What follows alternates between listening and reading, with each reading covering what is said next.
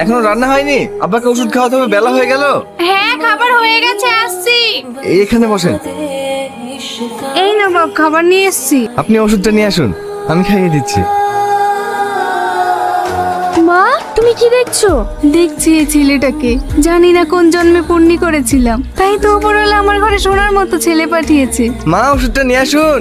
বুড়ি, ওষুধটা নিয়ে যা। এলেন ওষুধ। তুমি ওষুধটা খাইয়ে দাও, আমি আসছি। কি ব্যাপার আপনারা? আমার ভাইকে যে মেরেছে তাকে ধরতে পেরেছেন?